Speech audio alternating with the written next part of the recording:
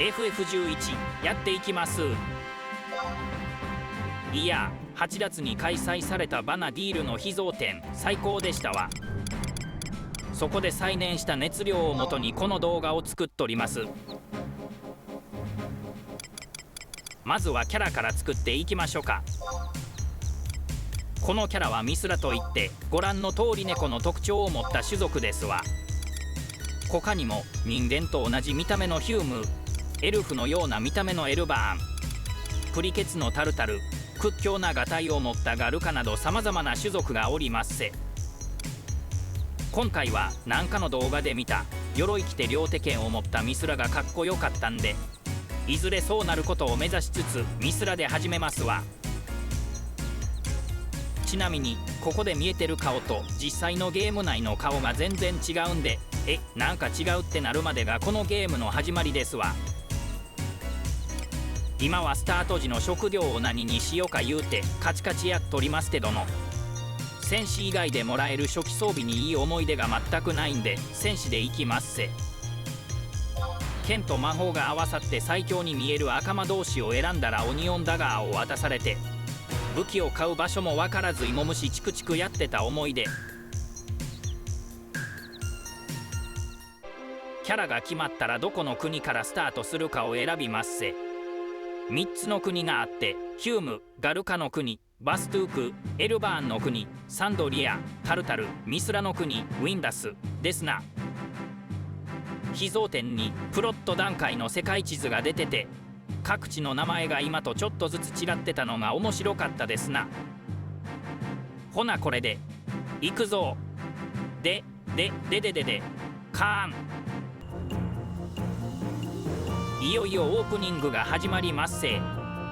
ほなちょっと読みますわ。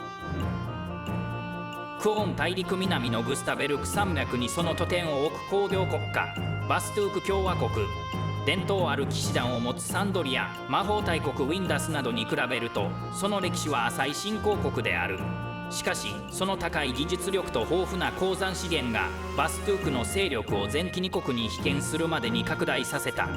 バストゥークの人口の約半数は技術力に長けた種族ヒュームが占める。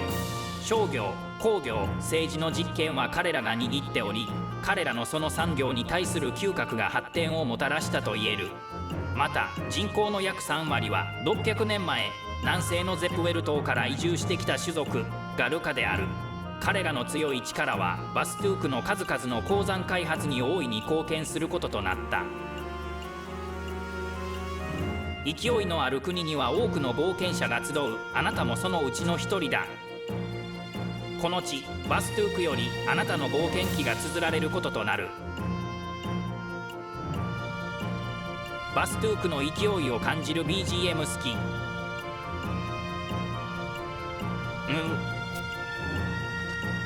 ハニ君、どうやら同じ新人冒険者のようですな。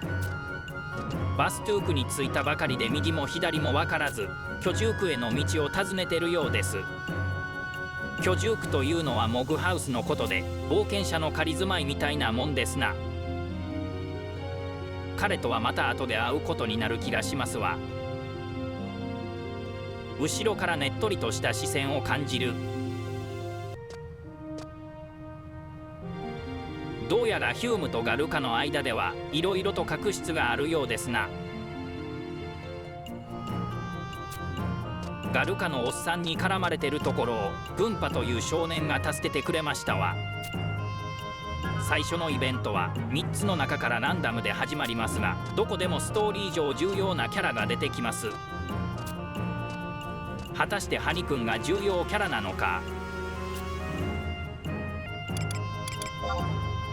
操作できるようになったらまずは設定の変更ですわ。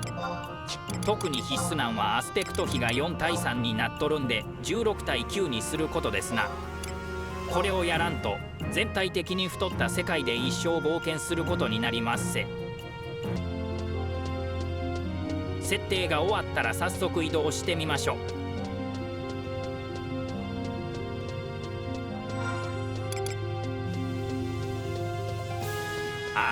この世界観と BGM がたまらねえぜ。FF10 の後に出たんで、それと比べてグラが低いと当時は思ってしまってましたが、今考えると2002年の MMO でこれはとんでもねえグラフィックだ。とはいえそれまでの FF の流れで始めると操作が違いすぎてとんでもないもんを買ってしまったと思いましたね。当時はジャンプに情報が載ってて、ただただ新しい FF 出るんか言うて買ってもらいましたわ。プレイオンライン、テトラマスター、ジャンプが読めるサービス、どこへ行ってもうたんや。一緒に秘蔵店に行った友人と合流します。いたいた。MMO やってる感じがする。チュートリアルクエストを受けて宝箱開けたりしつつ、亀も殴りつつ、たまたま見つけた NM も殴りつ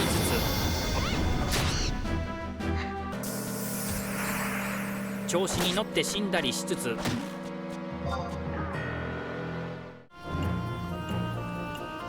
新しい装備に身を包んだりしつつ、亀を殴りつつ、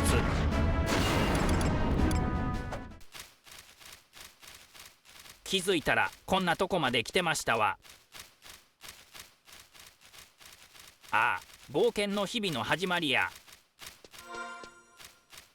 ということで今来とるんはコンシュタット高地。最初の町の周りグスタベルクを越えたところにあり、このように巨大建造物が鎮座しとりますわ。ここの敵を一体倒して巨大建造物からクリスタルを取ってこいと言われとります。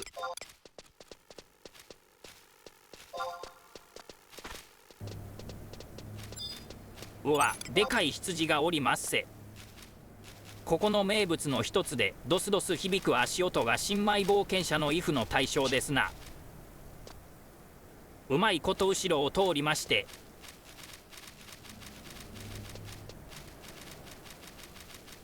無事クリスタルの場所に到達ですわ。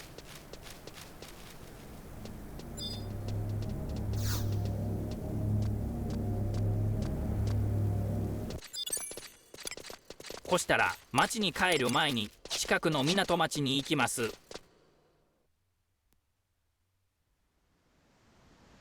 エリアを移動すると唐突に広がる砂の道。この個性豊かなマップ変化も FF11 の魅力ですな。刺さる人には刺さる砂丘の足音へ SMR。全然 BGM が流れないんで最初は PS2 が壊れたんかと思いましたわ。当時プレイ時間に十分な余裕がなかった少年はここでのパーティー狩りになかなか参加できず大変でしたわ。人集めだけで何十分とかかるんで集まったと思ったらママからもう次回よと言われましたわ。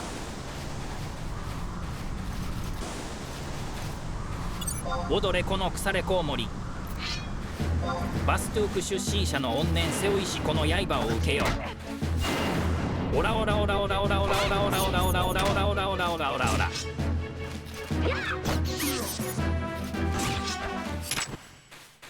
悪は滅びた。このカニでよくレベル上げしましたな。 PC 同士で敵の取り合いになるんでゲームなのに謎の空気の読み合いとひりつく緊張感がありましたな。ということであそこに見えるんが港町セルビナの入り口ですわ。七旅の末ここにたどり着くんはゲームとは思えん冒険感がありますせ。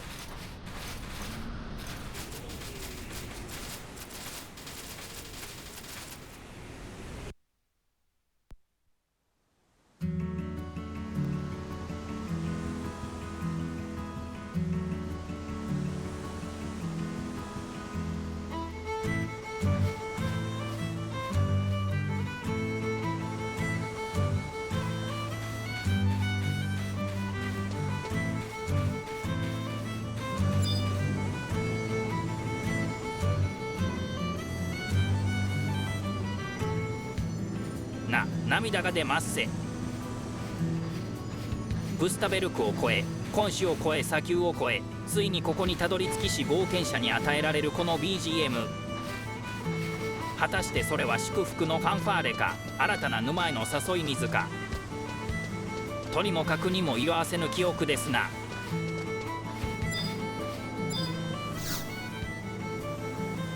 そしたら機関アイテムで一旦町に戻りましょうか。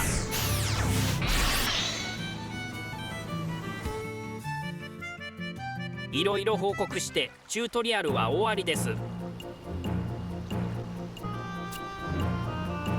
さてここからはストーリーを進めていくことになりますな。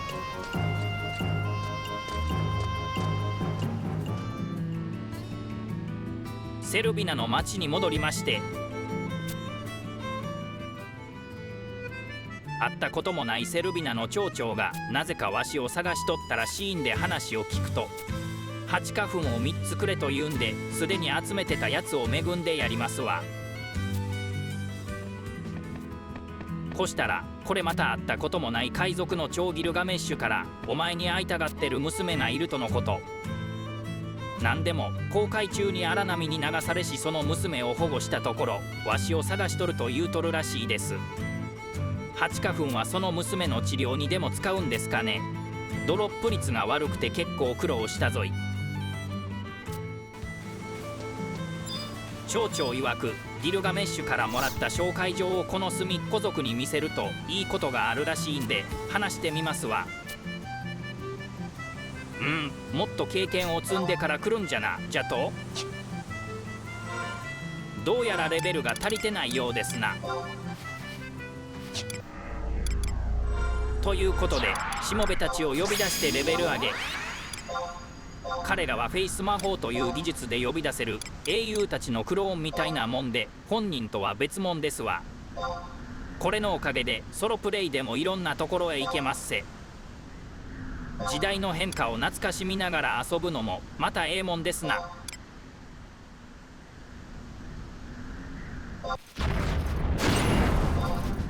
カニを殴りつつ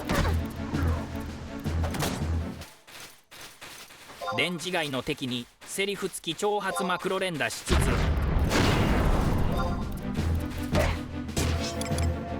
普通のカニと間違えて NM つって焦ったりしつつ、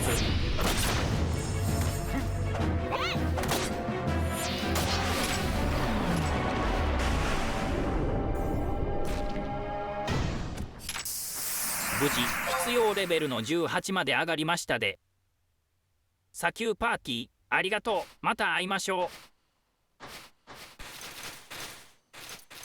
朝日を浴びながらセルビナに戻り、